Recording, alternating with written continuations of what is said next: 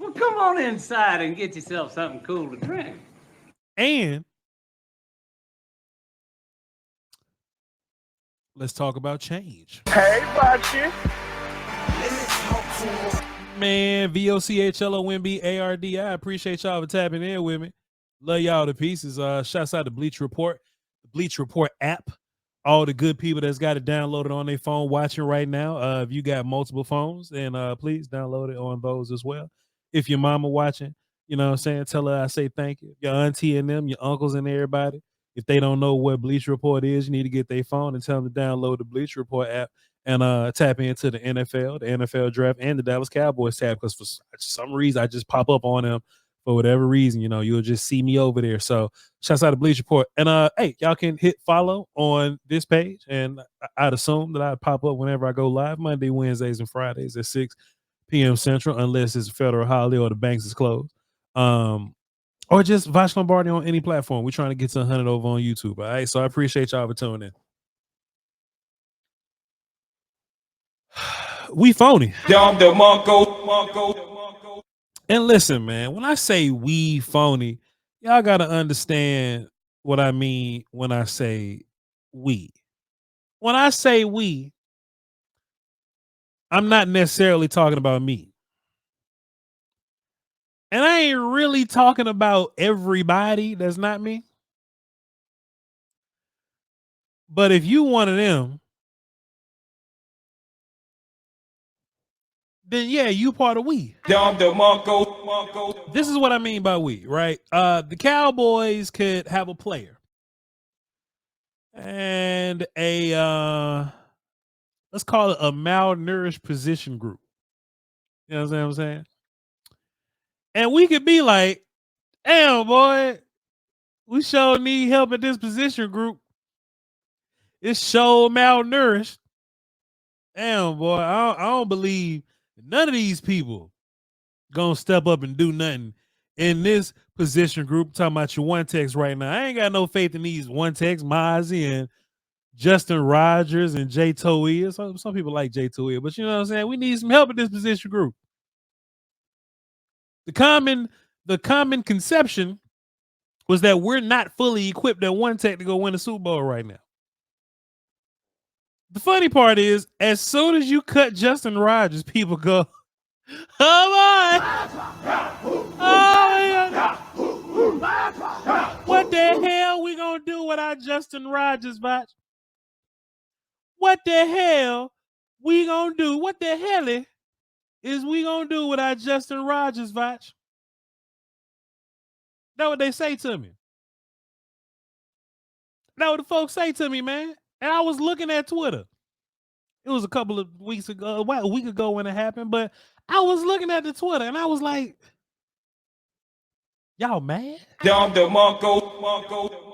look, part of me understand, right? If you're going to move on from Justin Rogers, then I would assume like a name that fits his archetype is on the way in. The Cowboys haven't done that quite yet. But still, that's almost like, oh man, Voch, we done cut Jeff Heath.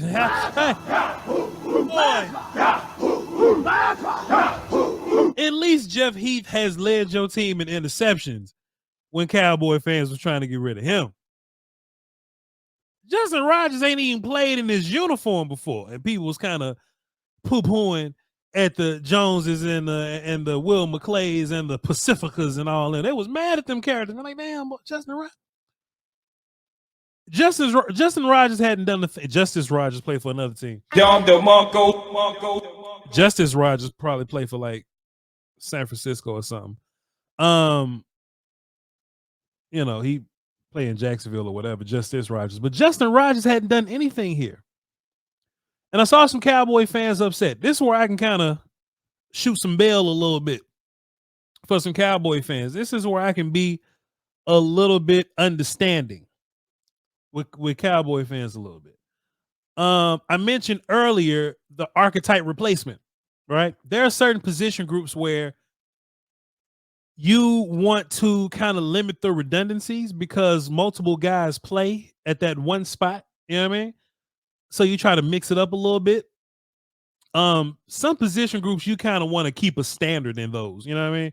So what I mean, wide receiver, you don't want a whole bunch of redundancy at wide receiver. You don't want 5 jump ball can't run guys, but you don't want 5 guys that are sub 6 foot that run really fast. You don't want 5 route runners that, you know, ain't got a whole bunch of body to them, right? You want to try to mix those guys up. Defensive end can be that way. Corner is not like that. Typically, whoever your corners are, they're your corners.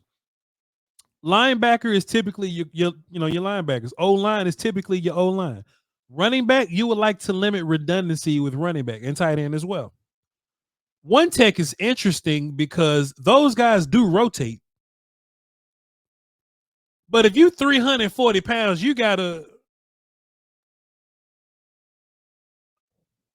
do at a 340 pounder do. You know what I mean? Because there is a role for a 340 pounder. There's a role for that, and it's called eating up space, trash can full of dirt, be heavy type guy. Like there's a role for that. And Justin Rogers, oh no, I had an oh no button. You look, I ain't got my oh no button queued up. Justin Rogers, who was indeed a 340 pound, he was like he was 330, I believe. Toia was heavier than him. But Justin Rogers being a big character, you would want to see a big character enter the room if a big character left. Now, don't talk to me like I'm that Voch from 3 years ago. I'm in a higher place. I have heard some things. And I hate going on platforms saying that because it sounds crazy. You know, oh, I got sources in the building, but I work there. You know what I mean? So like, I kind of do hear some. You know what I mean? And apparently, Perrion Winfrey was going to happen regardless. The Perrion Winfrey thing and the Justin Rogers thing, not Justice Rogers or Carlos Rogers. They play for Jacksonville and Cleveland or whatever they play for. Carolina, whoever the hell they play for.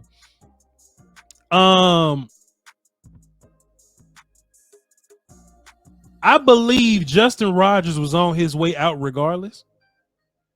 And I think Perrion Winfrey was on his way in regardless. I don't know if I want to say a whole bunch about Justin Rogers, but I wonder if it was a non-football reason that Justin Rogers didn't work out. I just wonder if it's a non-football reason why Justin Rogers didn't work out. And I say this because it's a 90-man roster. You got room to keep him. We ain't even played football yet. Like, I don't think Justin Rogers got cut because he a bad player. Like, Josh Ball and Matt Walesko been here for a long time. They've been here for a long time. It takes some real roster dynamics to, you know what I mean? It takes some real true blue roster dynamics to get cut from this thing. You know what I'm talking about? It ain't always just skill. It ain't always just, skill in that way. So when I think about Justin Rogers and Perrion Winfrey, the two aren't connected. But you have to notice. You have to notice that Perrion Winfrey being 290 some odd pounds versus Justin Rogers being 330 or so. Those two don't stack up. You know what I'm saying? Yeah, you're not creating a redundancy in the defensive tackle room, but you just lost a one tech. So in my mind, if you lose a one tech, you would do what you got to do to kind of get a one tech like him back. So in my mind, if you move on from a 340-pound player, I would imagine that you would try to acquire another 340-pound player. We don't know how to feel about Mozzie yet. And Mozzie's not a space-eating 340-pound player in that way. See, Mozzie is a guy that could play one tech and three tech. Jay Toe ain't playing no damn three. He might, but it wouldn't be recommended. Like, he could play free safety, but it wouldn't be his best job. You know what I'm saying? It wouldn't be his best job. You know what I'm saying? Toia is an A-gap guy. He's a bona fide A-gap guy. If this was another system, then Toia would be a 0. He'd line up head up over the center. But besides that, I even had to look up the R lads just to look at what the nose tackle situation was like. Tommy King Basode 308. He's gonna be more in the 3-tech category. Denzel Daxon from the Bahamas, so he ain't getting cut regardless. He on that Isaac Alacone list, you know. He on that Isaac Alacone list. He ain't going nowhere. He playing international ball, so he's a part of the program. The only other defensive tackle they have kind of listed up in here is a cat named Ernest Brown IV. Who? Did you hear what I said? No, not this time. Not this time. I don't even know. I don't know Ernest Brown, dog. Like, let me see. He signed to the practice squad in January. Man, who? Man, I don't know. You know what I'm saying? Yeah, look, Ernest Brown. And look, no disrespect. No disrespect to Ernest Brown, because I don't know nothing about like Ernest Brown might be a bad boy. I don't know. He's a perennial practice squad guy. He's typically on practice squads. A lot of Tampa Bay, a lot of Rams. I bet. I don't know nothing about Ernest Brown. And just looking him up on the R lads, he's 26 years old, 3 years of NFL experience, and he's 270 pounds. He's even lighter. Like Ernest might be an edge or something. So what happens when you move on from a 340 and you bring in a 290? What you have now is you have this abundance of 290s. Because your 290 guys, or just guys in that body type or whatever, those more so 3-tech type guys, because Perion's gonna be more of a 3-tech type guy. Those 3-tech type guys, you got Oso Digizua, Solomon Thomas, Ernest 270, but he there for now. And Perion Winfrey, right? Those are your 3-techs now. So it's like you've added Perion to the 3-tech list. Akeem Basode is kind of there too, but what you've done is you've taken away from the fat kid group. It can mean a couple things. I don't think this is a thing, but doesn't mean the Cowboys think that they're gonna go out and find some help at 1-tech to come up in here and be a big heavy character. I don't think so. But here's the one thing that makes me feel like a little bit better, like a smidge better when it comes to this conversation, is maybe, and I hate this, I can't stand it, I hate it. Maybe they're just anticipating the 1-tech not playing too much.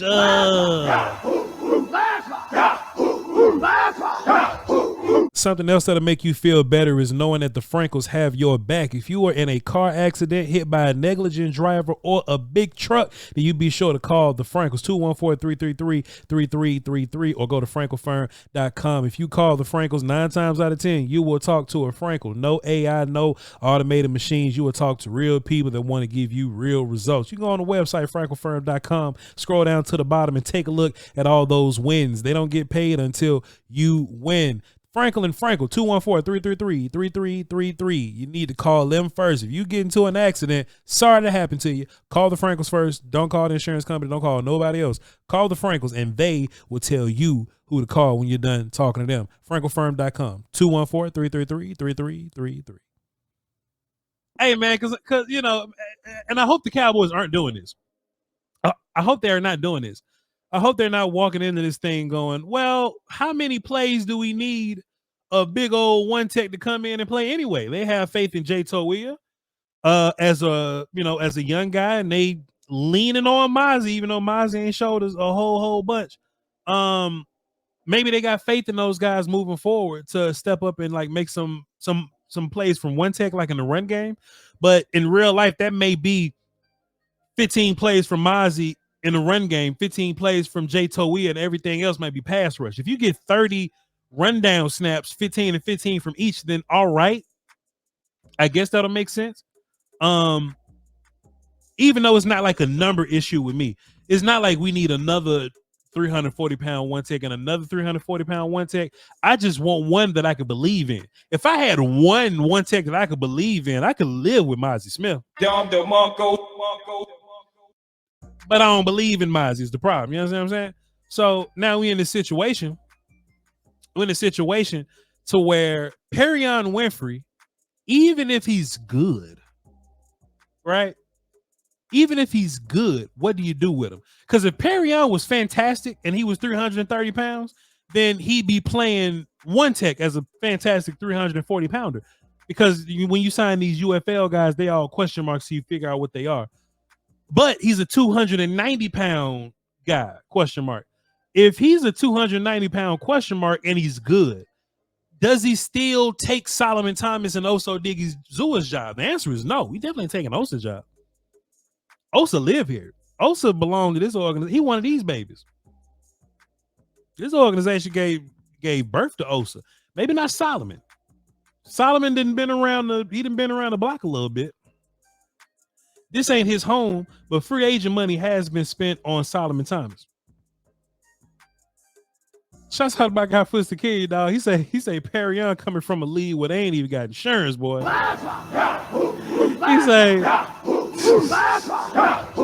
He say them boys over there playing football, they ain't got insurance. They don't even take physicals over there at the USFL. Or is it the UFL? I don't even know what it is. But Perion come from over there.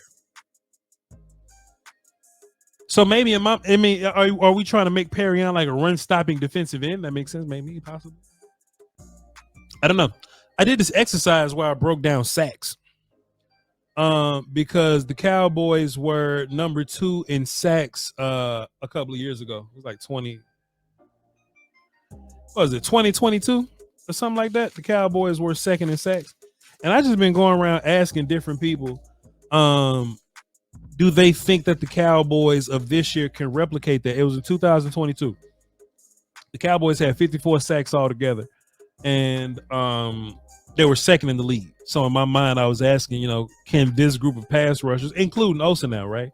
Can this group of pass rushers get more sacks than that group? The numbers were Micah Parsons had 13.5, Dorrance Armstrong had 8.5, Tank and Dante Fowler both had 6. Tank was on the field a lot longer than Dante too. Sam Williams had 4, but then Oso Odighizuwa that year, he also had 4.5 sacks. You know what I mean? Just as a sack guy. I know Osa's going to be fine in general. Like whenever he's on the field as a pressure guy, I think he's a pretty cool run player. I think Coach White Cotton's got some good coaching for him to make him a much better run player. But in terms of Oso Odighizuwa, like as a pass rusher, his sack number, like his highest sack number has been like 4.5, right? Like I think he's 4 last year. The year before was like 3. The year before was like 4.5. Then like 2 or something like that. Can Osa get more than 4.5 sacks this year? With all the pressure being on Micah Parsons, Dante Fowler being a double-digit sack guy, Donovan Ezaraku, in which I have belief in him. I do think Oso Odighizuwa has the room to come in here and be a decent pass rush guy. I could say the same about Solomon Thomas.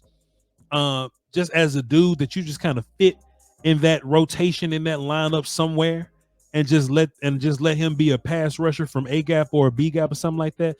I low key think that this Cowboys defensive tackle room, I don't want to call it an emergency, but I know, as fans, we want every single position to be as filled out as possible. Like Osa counts as a good player at 3 tech. Donovan and Micah, and Dante, they count as good players at edge. You know what I'm saying? The only thing that's really bugging the hell out of us is 1 tech. And maybe in this defense, man, 1 tech don't matter as much. Maybe Clayton Adams not Clayton Adams, he's offense. White Cotton, Eberflus, those guys can come together and figure out a plan or a scheme to make 1 tech not as pivotal in this defense. We know that the 3 tech matters the most in Eberflus's defense. This old Marinelli defense, the under tackle. You know what I mean? So we know that in this defense, 3 tech matters the most. But if you can have 11 guys stepping out there going crazy with their hair on fire, you'll definitely take it. I know we want better than Mozzie and Jay Toia. A part of me wants to believe like we're fine with that. Like we're fine with just those 2 players. I feel like we cool with that. And maybe the Cowboys got a little more confidence than us, but they always have more confidence than us. They love their babies. They love anybody that they bring in that they think is good. I would just like to bring another player in. But you got to go short somewhere. You know what I mean? You got to go short somewhere. If you stack up the roster in all these other places, you have to go short somewhere. I guess one tech or backup one tech is a place that they might go a little short. All right. I appreciate y'all for tapping in with me, man. Download the Bleach Report app and follow me on all platforms. VOCHLOMBARDI. Catch me on Monday, Wednesdays, and Fridays at 6 p.m. Central. Y'all hold it down until next time. Peace.